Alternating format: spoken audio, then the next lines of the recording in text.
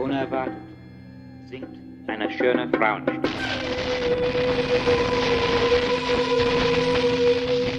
Young lovely. Yeah, the girl from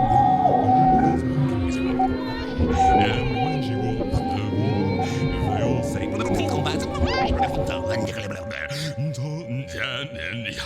Okay, welcome everybody. This is Fold by Fold, the podcast on new music, experimental music, outsider music.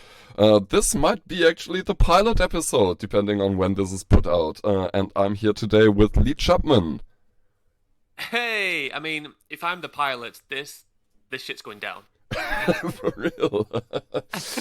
To those of you listeners unacquainted with Lee's output, he's a composer, improviser, producer, experimental musician currently living in Riga, Latvia, originally from Britain.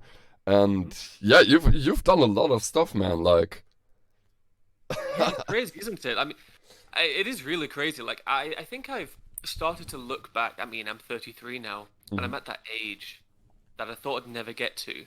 I actually didn't think I would make it to 30. You know, I remember about 10 years ago, I was always saying I can't imagine my life at 30, and here I am, and now I'm looking back, and I'm like, holy crap, I did so much, and it's really cool. I mean, I'm still doing a lot, and I really like that. But yeah, I've put my fingers in a few different things over the time, and you too. I mean, you're releasing an album every 2 weeks or something crazy like that in the last 2 years. So you don't put this on me; it's on you. Sometimes it do be like that, honestly. Yeah, I think but this fucking crazy. Like, yeah, for the listeners, like Lee and I, we've been talking before. Like, this is not a super fresh slate. It's not like we've never spoke before. We've actually worked before. Like, one of the first kind of things we ever talked about was like, how the fuck did you end up in Latvia? And like the whole fucking anecdote was so fucking weird and winded, you know, like it's something about you driving a tour bus and something, and all of a sudden you're in Latvia, and all of a sudden you've got a daughter, and all of a sudden you're working for like an audio coding firm or something, you know, like fucking hell, man, like damn. I love it. I actually really like this story because it actually started around. Well, it goes even further back than 10 years, but this story about like this tour bus is 10 years ago. I ended up going to Oslo, Norway, and got really drunk with a fair few friends. And I said, "Hey, Einar, that tour that's coming up, I want to drive the bus, can I?" And he said, "Sure, man." And we were drunk. And then a few days later, I got an email from the tour manager saying, "The tour starts in Hamburg on the 4th of January." So I quit my job, and I flew to Hamburg on the 1st of January after a friend's wedding. Spent 3 absolutely drunken days in Hamburg. I really don't. I remember going to the Poodle Club, and that's it. That's really it. I remember that. And then we started this beautiful tour, but I was really drunk, and I hadn't driven on the opposite side of the road in a very long time. So we were playing this venue. And by the way, the artist is Einar Stray Orchestra. They're kind of like, I guess you could say like a bit of an indie post-rock kind of band. Really, really, really, really beautiful music. And I got in the van and I turned onto the incoming traffic Oh with no. about 12, with about 10 or I can't remember how many people we are. We were me, the tour manager, a band of 5, and then a band of 2. So however many that is, I had them in this van and start to drive into incoming traffic. Anyway, that's kind of like the story of my life, I guess, like just driving into incoming traffic and just like dodging it all. And This is the best fucking pilot episode ever. Like, we're hardly like 10 minutes in and you're talking about drunk driving a tour bus in like Hamburg and shit. Yeah. And then, well, we had this amazing tour around Europe for about 3 months, and this was 10 years ago. And it was at a time also when flights were super cheap around, you know, Europe. So I just thought, well, I'm spending all of this money on flights. I may as well just live in a place. So I ended up going to Oslo after that, and spent a bit of time there. We had this absolutely beautiful event happen in the Arctic Circle on an island in the summer. It's an island, and there was this house. There's this wooden house that was above the fjord. Like it was above the water on a fjord, Yeah. and we did like a 1 or 2 week residency there. We played like Legend of Zelda theme, like Legend of Zelda Ocarina of Time concerts for all the islanders. Nice. We built a stage underneath the house and fed microphones through it. There was a really interesting free improvisation performance that we did as well. With I can't remember the artist's name, but the performance was called The Hand of Babbage, and we all were playing underneath the house, above the water with microphones fed through, and we had blindfolds on, and we all had instruments that we've never played before. And he basically just had this huge long pole with a purple rubber glove on the end of it, that was like filled with sand or something. And if he prodded us on our heads, we had to play. And if, we just had to play these instruments, and it was beautiful. It was. I have some photos of that. I'm going to show it to you.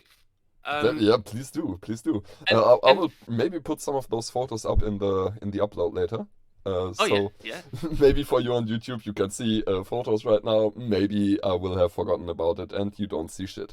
Yeah, maybe we have to listen back to our own podcast just to remember, what we actually have to do. Yeah. Sometimes it's like that, right? Like, what did I say? Listen back to the voicemail messages. And that so we did this 1 or 2 week residency. I can't remember, but then I went down to Oslo, and again I got really drunk, and I went to see Men. Well, not Men. It's called Men. It's a band by JD from the Tigre. I think the band is called Men, and he played at Bleu. Anyway, I was really drunk, and that night I lost my passport, my wallet, my everything. Like I just couldn't. Yeah, and I was alone. Everybody else was still in the Arctic Circle, and I was just in Oslo alone, drunk, with some Swedish people. Fuck. But the next day I had a matinee show at some cafe, Sound of Moo, just down the road, and I was like, okay, I'm just gonna have to play this show anyway, and I did, and it was terrible, and it wasn't very well attended, apart from 2 Latvians were there, and a Norwegian. There were 3 friends together, and they basically befriended me. There was Anya and Ilza, and I told them this story that I lost everything, so they like helped me with hospitality and stuff, and they fed me during the day and stuff like that. It was really, really nice. And then there was Julia as well, who's just about to release a new sort of like ambient piano like album. Really beautiful stuff. And anyway, it was Anya and Ilza that then would introduce me to an artist named Eva Balawada, a fantastic filmmaker. And we just had like an email exchange for quite some time, but then she moved to London, and we decided, okay, well, we like each other. And me being me, I was like, well, it was at a time when it was pretty hard to find jobs anywhere. And rather than for her to move to Manchester, we just decided, well, it's easier for us to get jobs in Latvia, believe it or not. So we did. We just moved. And now I have a kid, a 4.5-year-old, and she's freaking amazing. This is so fucking wonderful, man. Like, honestly, damn. Wow. This is like something, like, if you'd see this in a movie, you'd be like, damn, this is fucking far-fetched. Like, nobody. It's amazing. Yeah. I'm really lucky to have done. I mean, this is kind of like the abridged version, right? But there's like so much more. There's so many more like interconnected personalities, and yeah, it's really, really wonderful. I can go back to the days of MySpace. I'm making crappy little ambient music on Cubase at the time. And that's kind of like where it started for me, actually, is just making crappy ambient music on Cubase, Right. rather than going to my music classes at college. That's really what happened. Yeah, That's I awful. hated it. Right, yeah, you studied music, right? I mean, I've always been playing music. I learnt musical instruments from a very early age, but I just wasn't very academic. I just, I didn't care for the way that I was being taught. I saw college as more of like a social club, really. My parents will tell me this, and I found out a couple of years ago that they knew I wasn't going to school or to college. They knew I was bunking off, and I felt really bad for that, because I probably like traumatize them. But I thought, oh, my parents know nothing. But of course, teachers talk, and I never knew that as a kid. I was quite naive to that. But yeah, I just didn't give a crap. Even though I had a wonderful music teacher, Steve Kilpatrick. He's a guy that introduced me to a lot of like George Crumb. Oh yeah. We listened to like Black Angels as a class together, going through the score and stuff. Oh, So we did good. a lot of So I was learning from really great people. I just hated the way that I was being taught, but it still went into me. And it was actually listening to George Crumb, Black Angels, that I realized how boundless music can actually be when creating it. Yeah. And at the same time, I was also learning about music technology, and I thought, well, I could put these two together and just use technology and these boundless ideas of what music can sound like. Then I made fucking ambient music. But yeah, I mean, that's the start of the process for me, is just understanding that, okay, I've got tools in my hand and I've got thoughts in my head, and let's see what's going to come out of it. And it started off with ambient music, and we've worked together on a few things. I've worked with different bands. I've worked solo as well, and yeah, that's pretty much, again, sort of like where I came from. Okay, just to draw a little image for the people listening at home who maybe haven't looked into your discography yet. There's like, I would summarize it as like there's maybe 3 or 4 categories. We've got like ambient type stuff. We've got a lot of solo and duo improvisation stuff. We've got noise rock. And like recently you've done some stuff with like vinyl improvisation. I don't think there's a release, but there are like a few atypical projects. I've seen you work with tape loops a while back, right? Cassette loops. There's an album which I really love, which you made, Making Now. And you always act like that's nothing special, that's just a shitpost. But honestly, like I checked it out for the gimmick of it, and I stayed for the whole album because at some point I just became transfixed by it. I thought, like, damn, this is the greatest shit that I've ever heard. I actually had a friend write to me last Friday saying that her and her sister were doing shrooms listening to my discography. And they came across that Making Now, and they were like, this is next level. And I'm like, I just wanted to the idea behind it, for those that don't know, is sonically it sounds like just I'm tracking through a radio, when it's really me just scrolling through my Facebook video feed. And what my task was to destroy the algorithm that I'm trying to be fed. Because by not engaging with it, yet creating something out of it, I'm losing that engagement with those videos, and it's never going to be shown to me again. Right, yeah. You just confused the algorithm by, I don't know, sending it kind of confusing, signifiers on what to show you. It's just wonderful. I think it's also quite interesting just how the start of these videos sound. Like they're always there to grab you, like, hey, or there's like some, I don't know, like really fast like sharp transient that's supposed to grab your attention. So it's kind of like an interesting study from many different angles. And yeah, there was a fun week making the album, not consuming any video media on Facebook, and instead playing with it. And yeah, it's just really good. And it just goes to show that, like, if there's an idea in your head and you find yourself with tools, like, there's that's all you need.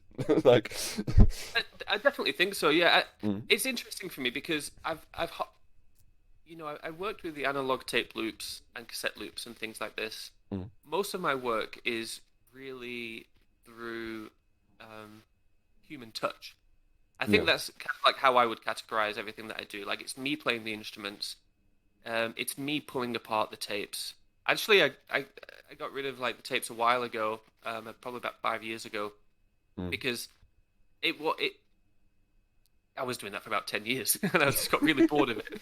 And actually after that, I decided to start this noise rock band. It was just absolute total chaos. Like the EP that we released is Was that Mute or was that Salt Wound?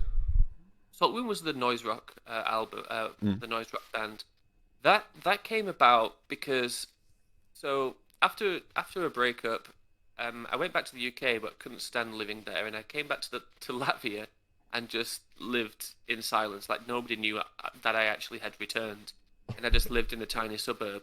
And one night I found myself in a place, and somebody saw me, and Richard saw me, and he was like, "Hey, let's go to this gig," and he took me to a gig, and it was of this like garage rock band called Chomsky Chess Club. Oh. And which is just like such a cool band name anyway. Chomsky Chess Club. And I watched them, and I was like, I need to be in this band. So I text them the next day, because on Facebook they had a number, and I just told them that I will do anything to be in their band. I will be their dog or cat or whatever, their bitch. And then they said, sure, it's midsummer next week. Come to our drummer's parents' place in the countryside for a sauna. Wow. So I did, and I met them in a sauna in the middle of nowhere in Latvia. And then I joined this band. And this drummer, Adrian's, he's a freaking genius, and he's pretty much been in every project that I've ever had. And he's, 10 years younger than me. At the time, he was underage as well, but he's a beast. He's a freaking beast, and he gets me as well. And every project that I've had him. Now, Pavel, the bassist, he was a journalist from Russia. Yeah, the guy shouting Russian words on the Mute demo, right? Or like. Yeah. There's. I mean, it's kind of like an ongoing thing here. People just shout Russian words anyway in Latvia. It's kind of like the thing to do.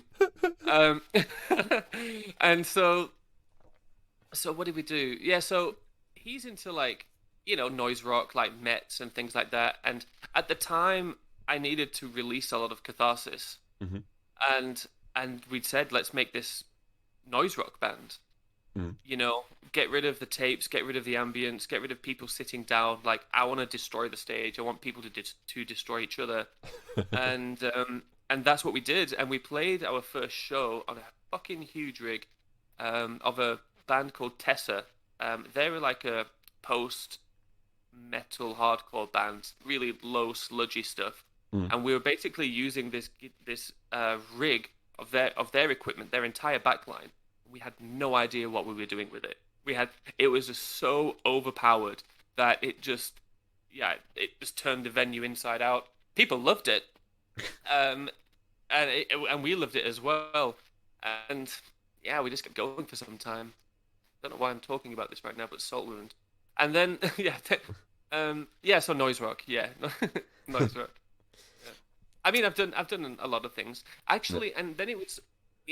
Then I realized that I really liked being in a band, but I struggled to sort of manage three people's lives. I feel that so hard. Feel that. Totally. But I really liked the idea of playing guitar.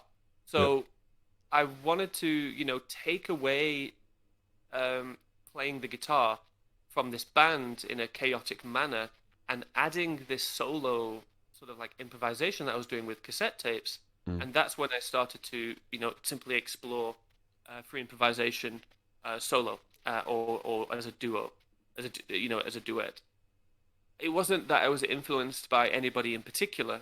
It was, actually me discovering that for myself then led me down the path to think, who else is doing this? Because I came from that sort of, I didn't come from a free improv world. I after it. I mean, there's no such thing as coming from the free improv world. Nobody picks up music starting right at the weird shit. Absolutely. Totally. Absolutely. You kind of just you have to seek for it, right? And you have to understand. Okay, well, this feels right. Yeah. who else feels good doing this like me? Mm. And that's where that's I guess when the last 3 or 4 years happened, when I started to do a lot more improvisation on guitar with, as I said, solo or duo. Mm. But then also now getting into like turntable stuff. It's all, but throughout all of this, the entire backbone is me physically processing the sound. Like the guitar stuff is Yeah. without effects. There's no pedals. Yeah. I just want to like find all the nuances with every string or every part of that, neck or the wood or things like this. Yeah. Or even like how does bending my body affect, the tone, Right, the yeah. sound, like, Yeah, whenever I see a video of you performing, like sometimes there are like short snippets that people put on Facebook, I'm always kind of impressed by the dramatic aspect of it. Right? It's just always you on a stage with the guitar, and there is like a vibe to it that really draws you in. There's something very theatrical about it, even though you don't like do big gestures or something. You know what I mean? Like there's just something very dramatic about it, and I really fucking love it. Also for the turntable stuff, like when I saw you perform on turntable, same exact thing. Like just a dude with a turntable on a stage, and you're watching it, and you're fucking hypnotized. I think when it comes to performances, I'm in a totally different state of mind. And it can be quite intense for me as well. I think like as artists and musicians, we're not immune to what we do and what we're creating. If it's painful, noisy, it's painful and noisy for me as well. If the audience is like, fuck, I'm the same. The only difference is that I'm the one with the tool in my hand. And so I really like to play with that in mind. It's a little bit like empathizing with the audience. Mm-hmm. But one of the things that I really like to do now is have a lot more silence, because I don't know what it's like, in other places, but whenever I go to a festival or to a gig, generally for experimental music, it's around 45 minutes to an hour of constant noise. And especially here in Latvia, where the electronic, the experimental scene is mainly electronic based. Yeah, it seems like in Latvia, like most of it kind of grows out of punk and like left field rock music, right? That's true. Yeah, there's a lot of dark industrial music here, which is really cool. It's not something that I go to, but I've been listening to something like I live above a bar which actually has freaking fantastic music. Robert's down there. I'm always looking at him across the bar, and I'm like, write this one down. And he gives me like post-it notes every day. He doesn't like send it to me on Facebook or a Messenger or anything like this. Wow, this is so cool. He gives me like a white post-it note, and I just have these in my pockets of all the artists that he's playing to me. So yeah, he doesn't share the playlist or anything. Just I have to do the research myself, and I really like that. Right, but yeah, we're talking about silence, like allowing silence into it. I've noticed like a couple months back, you kind of got into the Wandelweiser group, right? And turned me on to Bruno Malfatti, I think was the name. Yeah, Ruda Malfatti. Oh yeah. Malfatti, yeah, fantastic gentleman, yeah. Holy shit! Honestly, like it took some real patience and time for me to wrap my head around it. Like I've heard reductionist music before, but like never to that extent. You know, like wow. It's absolutely wonderful. I heard of the Wandelweiser group. Well, I knew of the Wandelweiser group just by proxy, because of the founder. The name now it's lost me. Yeah, same. Yeah, I know. I know whom you mean. Let me Google it real quick. Wandelweiser. Well, I'll keep. Yeah, Antoine Bourger. Antoine Bourger. Exactly. Yeah. And so I didn't know it was a group until I met Radu Malfatti at Scanyamesh 2 years ago. last year even, Yeah. and he sat on a stage with a turntable that had a guitar play, like one guitar note playing every 5 or 6 minutes, just going like ding, Mhm. and then it would be complete silence. And he just had like a bass harmonica, and he held it away from his mouth, like away from his face. And whenever he wanted, he would just lightly blow, like from a distance. Oh. And it was one of the most profound performances during this experimental music festival, Scania Mission in Riga. And I was I worked for Scania Mission at the time as well, and I spoke with him backstage, and I wasn't trying to be like patronizing or anything, but I was just like, why? Because when you look back over his career, he's been a trombone player for free jazz in Yeah, yeah. Austria, or in Switzerland, sorry, Oh. not Austria. Well, I think he's Austrian. Yeah, Austrian. And Yeah. yeah, Austrian, yeah. And he said, yeah, like he's been playing like trombone in free jazz bands for about 50 years. And every single day he would have to practice 3 or 4 hours a day just because perhaps he may get a call on a Friday saying there's a gig in town that he needs to play at. But Yeah. if he hadn't practiced one of those days, he's not going to be up to the gig. He won't be, it won't be perfect for him, and it'll be a disappointment. And he just realized when he was playing this show one day that he can't do it anymore. And so he decided that he wanted to play an instrument that he didn't have to learn or practice. And I think that one of the most beautiful ideas is playing music without having to practice it. Just Yeah. it's your body. It's not. There's nothing else. It's you blowing, or it's you plucking, or it's you doing something else right with your body. Yet you're making sound. So yeah, of course, like this is one side of Radu Malfatti, but of course the pieces themselves, especially around the Vandalweiser group, are profoundly silent and very quiet, to an extreme. And yeah, I think it's even I think it's even more interesting than the what's that type of music called? The rustling of paper. I forgot what it's called. Lowercase music. Lowercase music, yeah.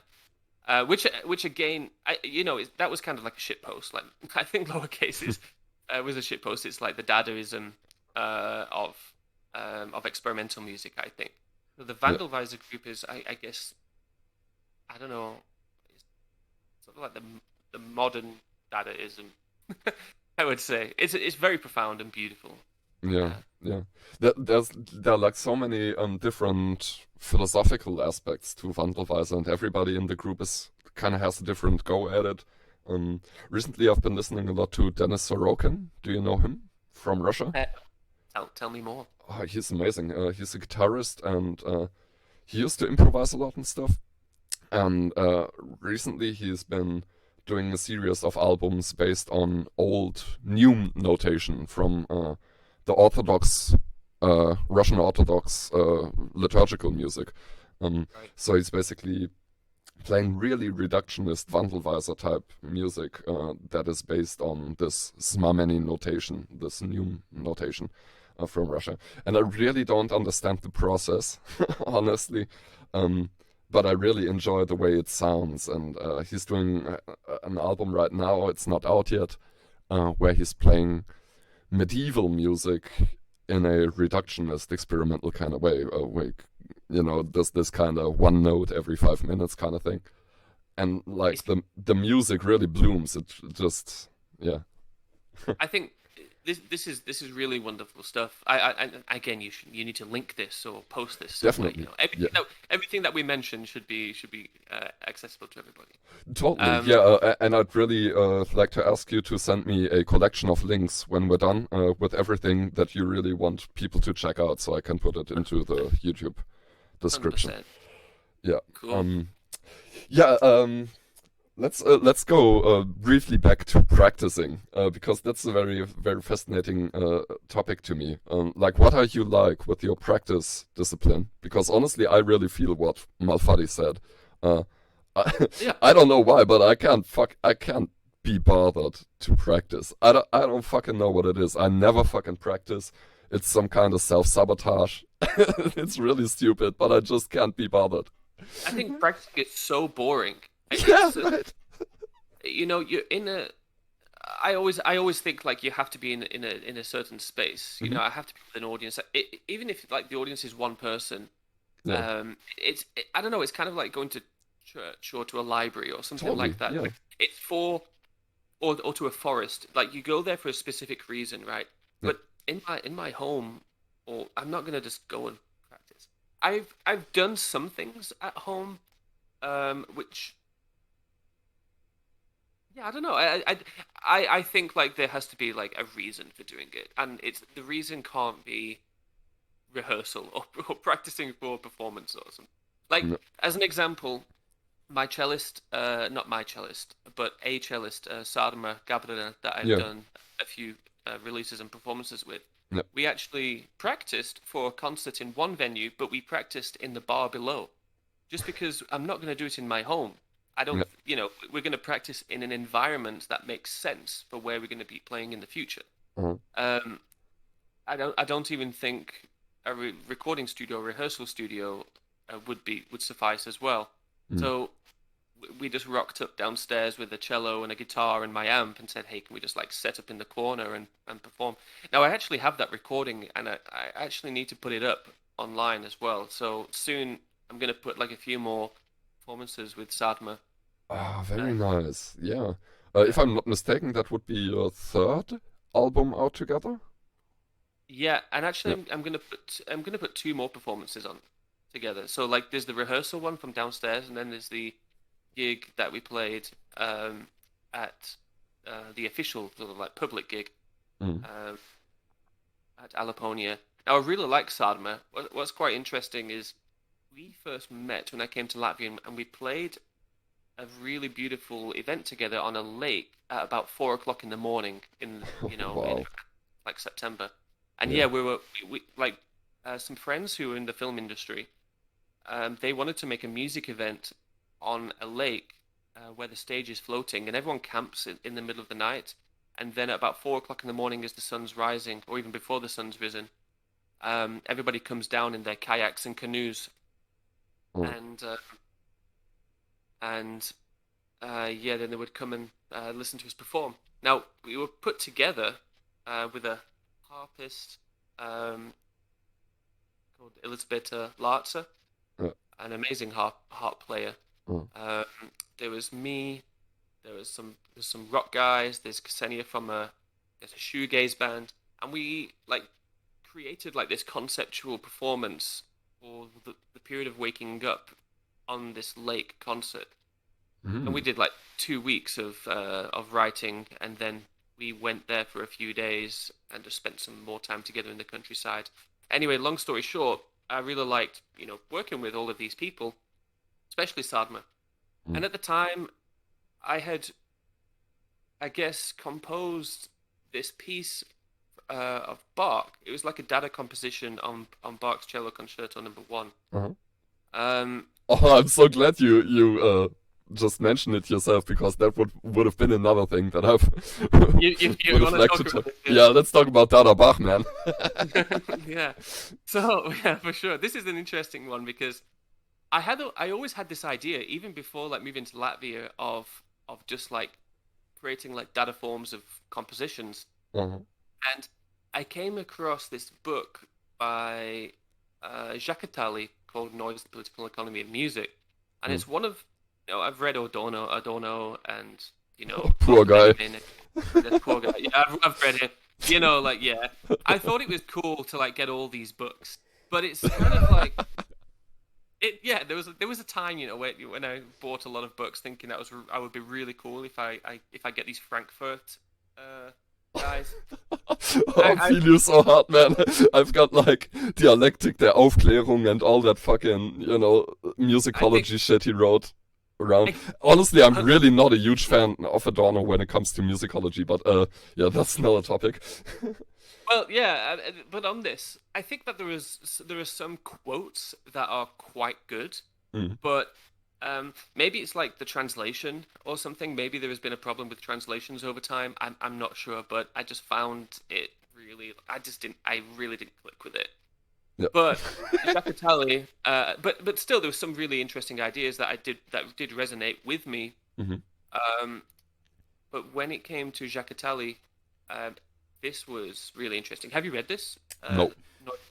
Okay, he's an economist. Yeah. And he wrote this quite interesting, I would say, Marxist Mm. outlook on music history, and he would look into the actual contracts of Mozart and Bach and Oh yeah. Oh, okay. I've heard about that. Yeah. Right. This is so dope. This is actually like looking at the circumstances of production. The very material circumstances. It's very interesting because we quote these guys, the middle aged, not the Mhm. middle aged, the Yeah. century white European, Mm.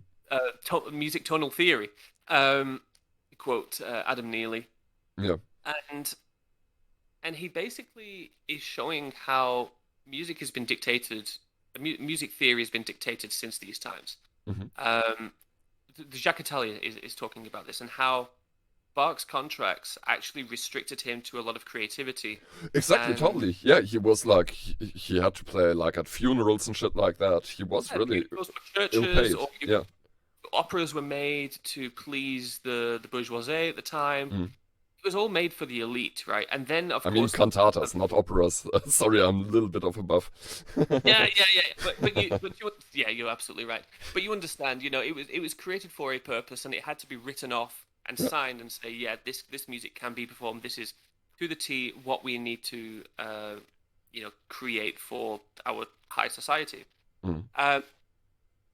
And that was really interesting.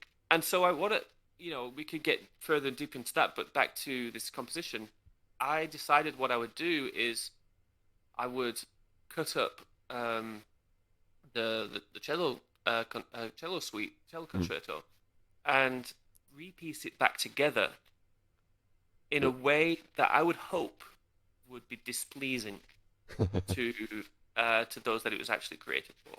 But at the same time, I wanted to feel like I was also ripping up Bach's contract for him. Wow. And Yeah. adding a little bit more creativity in the process, because the letters that he wrote to his peers around Germany at the time Uh-huh. demonstrate his There's some, frustration. there's some wonderful quotes in those letters. Like I remember one where he was talking about playing what he called Gruftmusik, so basically tomb music, music for funerals. And he basically, he was complaining to one of his acquaintances that in the town of Leipzig where he lived at that time, there are just too few people dying. It was just like, damn, those Leipzigans, they really need to die quicker, man, and need more jobs. Exactly. So I wanted to do a bit of justice. I wanted to do justice for Bach, but I didn't want to make a noisy piece. Just like distortion on it and saturation and effects and effect.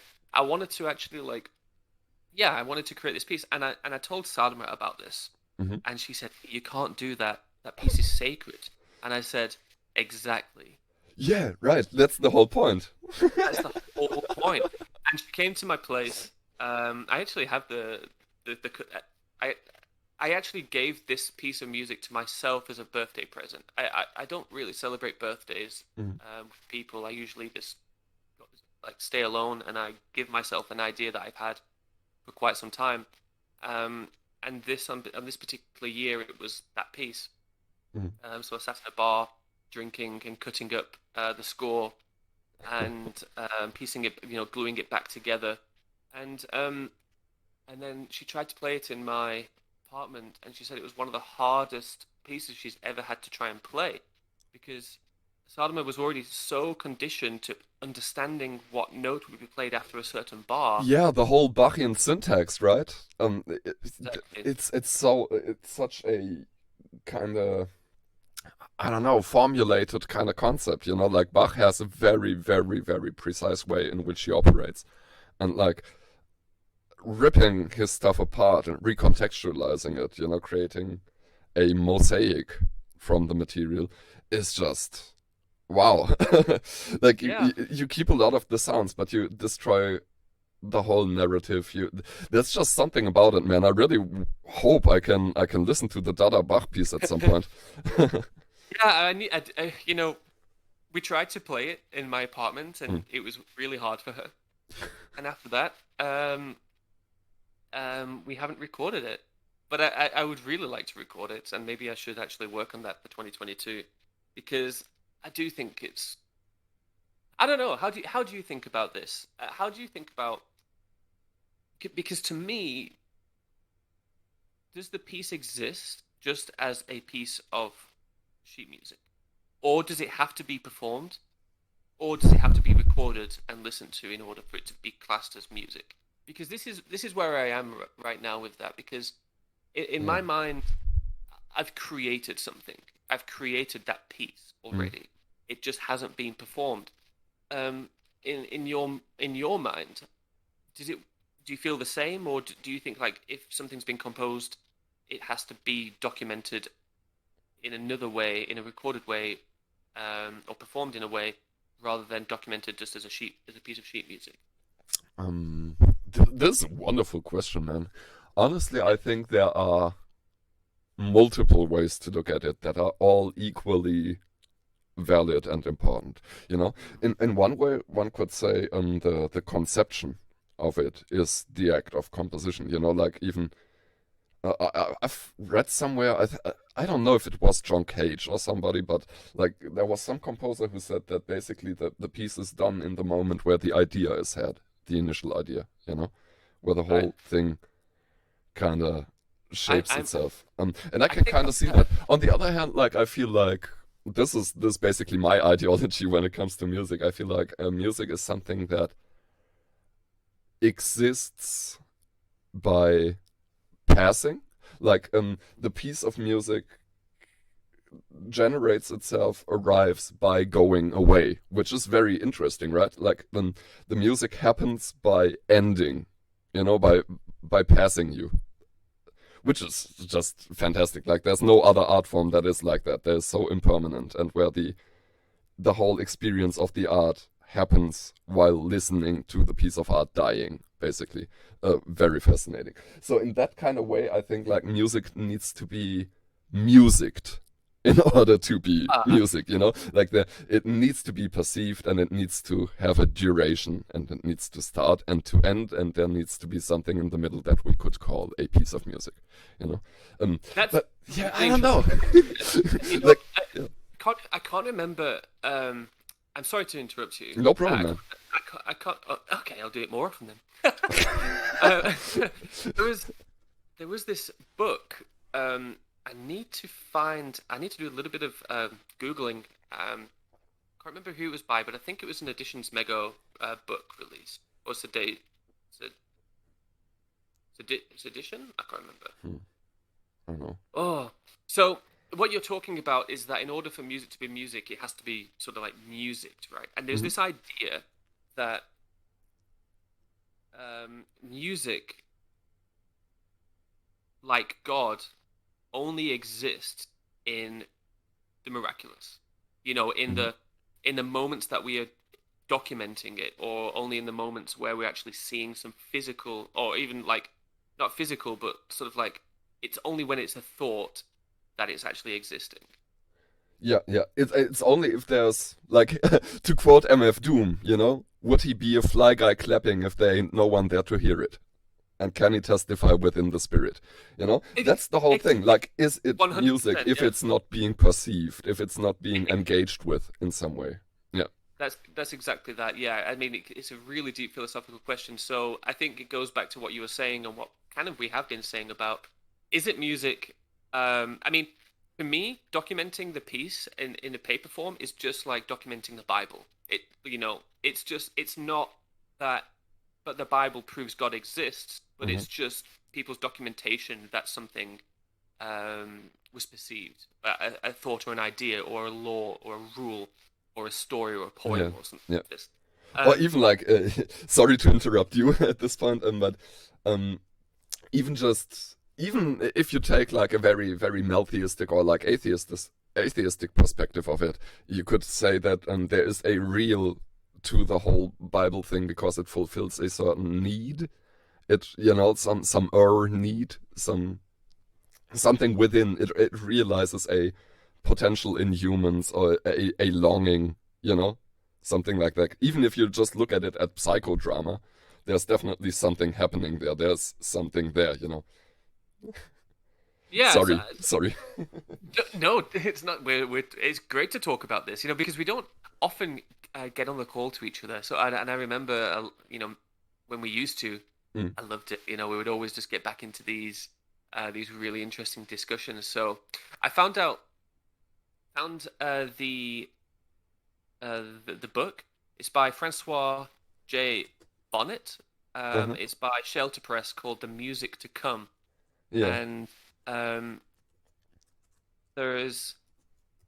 I hope there's a quote somewhere that I can read.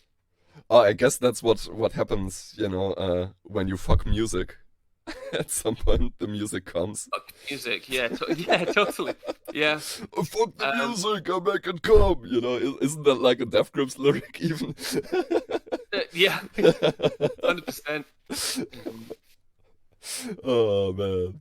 Oh yeah, fuck music. That's the topic. Okay, but yeah, Bonnet, the music to come. Yeah, The Music to Come. That's the book. Yeah, Mm. by Shelter Press. Yeah, it's sort of like a manifesto. Mm. So it says that it's a manifesto for a peculiar conviction that music remains to be discovered that's still hidden, which I think is really interesting, right? That's what we're all doing. Yeah, We're yeah. all searching for music, and it only comes to view when it's perceived or whether it's documented. Mhm. Mm. So I think Oh, I totally fuck with that. Like, music is not something that the composer or the artist generates. Music is something that the artist discovers. I totally Mhm. feel that. Yeah. Wow. Yeah, Honestly, this kind of hopeful because like studying music and like looking into the whole fucking back catalog of Western composition and like folkloric music and like everything that's ever been done in music. Like sometimes I get really low and I feel like, goddamn, like literally everything has been done before. Music right. is over, right? Like music has at least surpassed its zenith as an art form. There's nothing left to be discovered. But like, obviously I know that that's bullshit. Obviously I know that can't be true, but you catch my drift, right? Like sometimes if you look at the whole history of the thing, it can feel really fucking daunting. Absolutely. I wonder what it's like for other, art forms as well, for like Oh, literature, book writing, or yeah. theater, stage performances, and things like this. Like, do they? I wonder if I've never actually spoken to a director or something that wonders, has Oh, this been done I before? hang a lot with theater people, and Really it's do. it's really interesting because like theater is, and nobody will like pretend that theater is still a thing. Like even the people involved in the industry know that theater is dead. Um, but this kind of generates a very interesting kind of uh, weightless space because like you're basically free to do whatever the fuck you want. Like like there's been so much revolution in the art form of theater in like the last I don't know 100 years or something that True. like all the doors have been blown open. Mm. There's hardly anybody like who really digs it. And it's Yeah. kind of like experimental music in that way. Nobody cares, so why not have fun?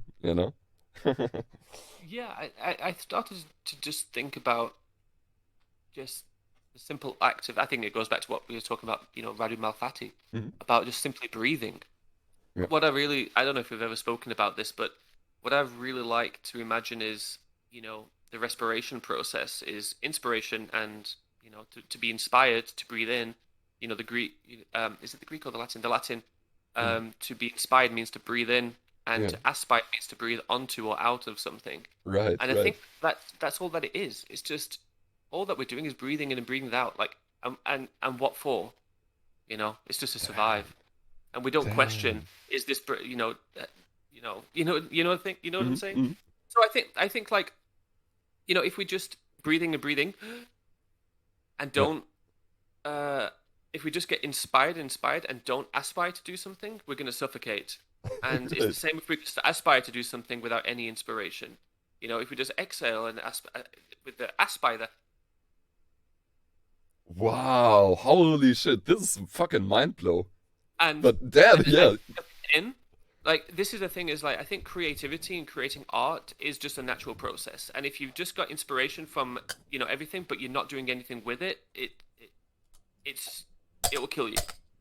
But and the same if you're just aspiring to do things, do with no time to stop and just, you know, okay, I'm just going to get inspired for a little bit. And this, you know, this inspiration could be a period of time which is 1 hour or 1 day or 1 month or 1 year, right? And the aspiration, the do could be the same period of time as well. Yeah. I think, you know, and so quite often we are, you know, as you were saying, we're always questioning, like, has this been done before? Do I need to do this? Will people like this?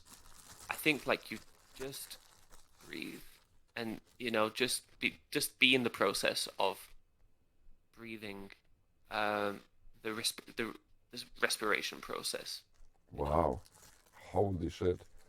This is so fascinating, and it reminds me of there you can hear the church tower in the background. Yeah. I just came across a definition of outsider art the other day, where one of the key definers was that outsider artists create out of compulsion. And this fits together so well with your, like, inspiration aspiration hypothesis, because that's, like, honestly, what's a motherfucker gonna do if he can't breathe? You know, he's gonna die. There's a real threat, a real existential threat that comes with not creating for a lot of people. You can get deeper into that as well, because when we breathe in, we're breathing in oxygen, but when we breathe out, it's carbon dioxide. And there's, you know, so what we take in can come out and should come out as something different.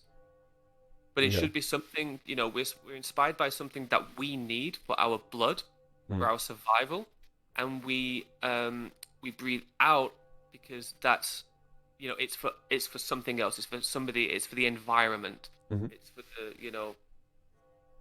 Yeah, to nourish something else. Yeah, for you know, we can get into the photosynthesis. We can, like, start. Yeah, there's lots of imagery that you can actually, like, you know, to impose on this idea. I don't want to get too, you know, deep into that, but people can, you know, draw their own ideas about, you know, how far that goes for them. But I do think that's, you know, quite nice. You know, a bit of imagery for people that might be struggling with, you know, with doing what they're doing, or wondering if they should do it. Like, don't even question, like, what you were doing. Just, you know, it's just make it natural. Honestly, like, yeah, this is something that we've already touched on in the Adam Navarro episode, which okay, we're time traveling. This will be released before the Adam Navarro episode. But the general message should be Tell me what you said. The general message should really be that, honestly, don't be fucking cynical creating. Like, we are always constantly joking about, you know, music being a fucking atrocity, you know, music being a waste of time. Fuck music, stop it. But obviously, this is not what it's really about. Honestly, if you're creating, then please never ever fucking give up. Just keep breathing, keep fucking doing the thing. It's really for a reason, and, like, you'll never be able to see it yourself, but just fucking see it through. Just fucking do it, man. Honestly, like, yeah. You know what? I just had another idea as well. About the idea of practicing, you know. And I was actually in my mind just thinking, practicing will kill that creativity, right? Because you'll just be looking into the perfections of what you're doing, or trying to be perfectionist about what you're doing. And then we're talking about, you know, the etymology of a certain, you know, word, like to be inspired or to aspire. But of course, to rehearse, where does that come from? Right. Yeah. Do you know where that comes from? Like, rehearsing is working, right? Well, a rehearsal. So, what's the word hearse? Yeah, tell A me. hearse, a hearse is the vehicle where a coffin is sent to the grave, Oh, wow. right? Yeah. And so what and what it kind of like invokes, like when you look into the the deeper side of it, is that a rehearsal is a ritual of death. What? Oh, wow. Holy shit. We're reaching levels on this fucking pilot episode that I didn't think possible. It's like, so this is it. 13th century to rehearse. Yeah. Where does it go? To rake over. So raking like in the soil in the ground, like to turn over, to Uh-huh. drag along the ground, to rake, to harrow, to rip, to tear, wound, repeat, rehearse. So the word hearse means harrow. So something's harrowing. Uh-huh. You're like, Yeah. can you see like, okay, this is like 700 centuries ago or something mental like that. But we lose a lot of this meaning. But the word rehearse is essentially repeatedly dragging something and to harrow something and to tear and to rip open the ground. And the hearse itself is actually the vehicle where the coffin is dragged to the grave. Jesus. And and so this idea of practice will kill your creativity, Oh. rehearsal 100%. Maybe this is the reason why we don't practice and rehearse, is because we actually want to live and not die doing what we do. Wow. Jesus fucking Christ. This is this is getting existential, man. Wow. Yeah, I just thought I gotta send this fucking this podcast to my prof, you know? So whenever he's complaining about me not practicing, I'm just, well, you see, there's just maybe I'm not into Thanatos enough, you know? Maybe I'm just not driven to death enough. You know, they kind of make a poetic excuse out of it for my laziness. But Jesus, there definitely is something to this. And like, kind of looping back around to what we had in the very beginning, like nobody stumbles upon free improvisation, right? Most people who end up in this idiom started as classical musicians, very serious academic performers, you know? And Yeah. they, at some point, they got so fucking burned out with this rehearsal process and literally breaking yourself for a living, you know? And That's what happened with Sadhma. I didn't tell you, but between the time that I originally made that Bach piece and showed her, and she said that's sacred, you can't do that. mm, She actually went to play for a couple of years in a symphony in yeah. Liepaja, another city, and then she actually was doing that for a couple of years, and then she wrote to me, "Hey Lee, I'm ready," and Wow. that's all she said, Yeah. and that's when we actually got together and started to do more free improvisation, because you know Yeah, yeah. you have to be ready for it. You have to be ready to improvise. You have to be ready for that deep dive exploration into the boundless, Mhm.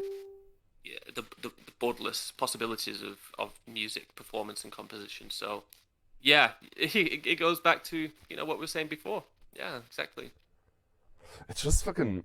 It's kind of fucking beautiful that our like aesthetic aspirations drive us to a point where we fucking, we practice the fucking Chopin etudes, we play Bach pieces, we play in symphony orchestras, just because we kind of aspire to this standard of absolute perfect beauty, only to discover that this is super fucking toxic, and that, yeah, if we really want to survive as artists, if we really want to create, we have to jump into uncharted territory to really get there, Just, man, it's the only fucking way. Yeah, it's compulsory in some way.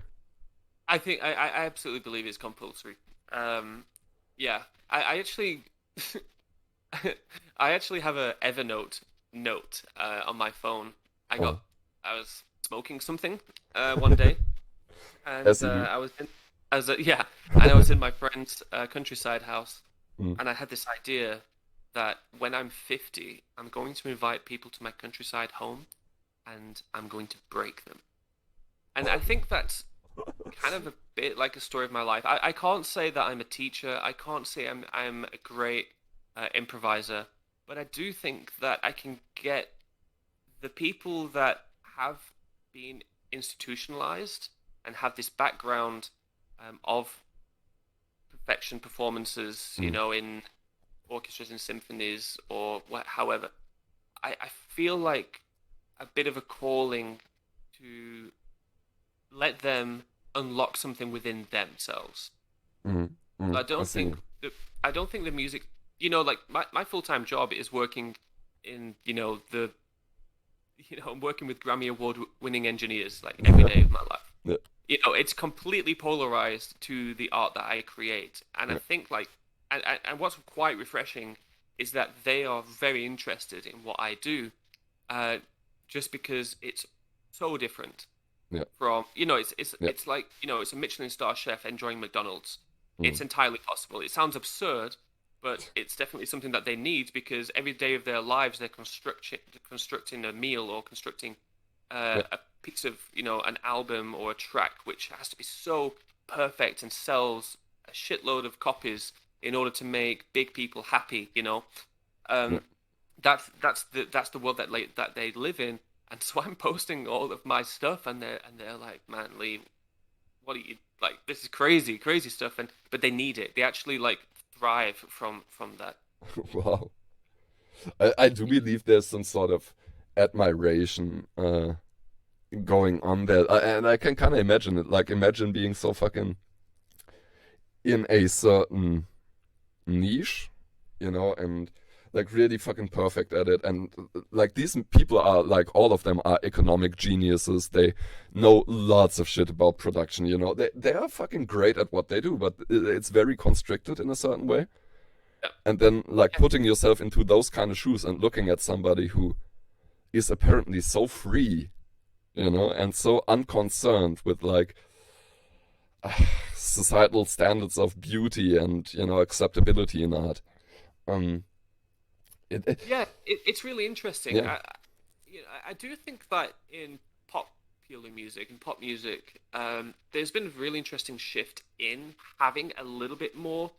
I mean, we can. I think what is interesting is what's happening in rap and hip hop. Trap with that, because there is definitely a lot more dissonance and noise being added to these genres in the same way that punk music came out in the 70s, and the parents at the time absolutely hated it. But now punk music and rock music is tame as fuck. And exactly. it's the trap, it's the rap, it's the really badly recorded and mixed SoundCloud trap music which is making millions right now. And I think that's a really interesting like anecdote for our time, when when everything's going to shit, it's people that are actually like that are struggling, and they've got something to say. There's a lot of feelings, there's a lot of emotions, and they're screaming. Like, all these rappers are screaming their heads off in their music, but then the rock music is, I think it's gone back to like pop punk and. Yeah, totally. Rock music has looped back around, Yeah. But I think the electronic rap and hip hop and stuff is stuff that's pushing boundaries at the moment that parents hate, just in the same way that parents hated punk in the 70s. Yeah, and totally, like, actually, like, obviously conscious hip hop and kind of intellectual hip hop isn't a recent invention or something, but just thinking of, like, for example, to Pimp a Butterfly in like 2015, being as big as it was in 2015, that's really fucking amazing, honestly, right? Like, if you look at the lyricism on that album, if you look at the music, it's kind of mind-boggling that this was like a chart topper. It's such a fucking great album. It is a masterpiece, and it is absurd that but it deserves to be. It totally deserves to be. Yeah. But it's also absurd that that it became something as well. And I think that's the beauty of the industry. I think like XXX Tentacion as well is also part of that. You know, he was one of the first, I guess. You know, it's a bit of a derogative term, I guess, but this SoundCloud rapper. Yeah. That, you know, SoundCloud suddenly enabled. Well, SoundCloud didn't enable it, but the industry allowed SoundCloud plays to contribute towards charts in the US and Canada and Australia, I think. And of course, something goes viral, and it's X, and it's crazy how it sounds. Like, it's not the best production. I mean, now a lot of that stuff is, because it's it's taken seriously. But yeah, I think we're in a lot better space in terms of popular music than we were when I was, a kid, for example. In the 90s, when I was a kid, it was Aqua Barbie Girl. Yeah. And the cartoons, Ting Tang Walla Walla Bing Bang, or whatever it's called, the Witch Doctor. And the Smurfs and the Wombles. And, a lot of, like, on the Macarena, a lot of, like, novelty stuff. And in a way, maybe we do need to have a bit of, like, that stupidity back again. But at the same time, no, I think, the art also has to reflect the society. And I mean, that's what we're doing. It's either reflecting us as artists within society and our perception of that. That's definitely something you see in hip hop, right? Like the fucking grimness of recent rap releases. Damn, this year, what's his name? I think it was Mac Omi. He dropped this album, Pray for Haiti. Holy fucking shit, is it grim? You gotta send this one to me. And it really should be, because Haiti is in such a dire situation, such a dire socio-economical situation. And this fucking album, god damn. I think that was the hashtag as well at the time, wasn't it, when Haiti was... during the earthquakes, exactly, that was, absolutely battered with earthquakes and tsunamis and storms and stuff, and it was just the hashtag that we've all forgotten. I mean, every hashtag we forget, But art transcends that space, and I think it's amazing. I haven't heard this album, and so you do have to show it to me. Yeah. But now already it invokes such, it's so visceral already, knowing the space that it's created in. Yeah, it sounds amazing. You have to tell me more about it and share it with me as well. I put the biscuit to the tea like it's England. Yeah, I gotta send it to you, and we'll do. Man, we've gotta wrap this up. We're like at double the ordinary duration right now. But it's been such a blast. It's been man, we gotta talk more again. Damn, son. And I really hope you can join. The Glasgow Improviser Orchestra when we're playing again over Zoom. The festival or the performance over the weekend was incredible. So well done to everybody that was involved, organized it. Amazing stream. Everybody needs to be checking that out. Absolutely. Shout out to everybody. Shout out to Marissa. Shout out to Anthony Dolphin. Shout out to Jareed. Holy shit. I hope they know what they're doing. As in, I hope they know how significant what's happening, because I mean we even got to perform Stockhausen together through that. Yeah, exactly. Well, that's how we know each other, by the way. This where Lee and I first met each other was playing Stockhausen in a Zoom stream. Yep. Yeah. That's how it goes. Oh, Paul, it's been a fucking pleasure. It's absolutely been a blast. Goddamn, I was talking today to Lee Chapman here on Fold by Fold. We've got 2 albums out. Lee Chapman has lots of stuff out, very different stuff. We'll have links in the video description. Check it out, everybody. I've been talking to Lee Chapman, teacher, philosopher, great guitarist, improviser, composer, great human being, drunk tour bus driver, father of a 4.5-year-old daughter. somehow, yeah. Amazing. Thank you, Paul. It's been a pleasure. Thank you. Take care. It's been a blast. Thank you, Lee. We'll definitely talk again on one of those 3-way podcasts that I'm gonna do somewhere in the future. This has been a pleasure. Bye, Lee. Bye.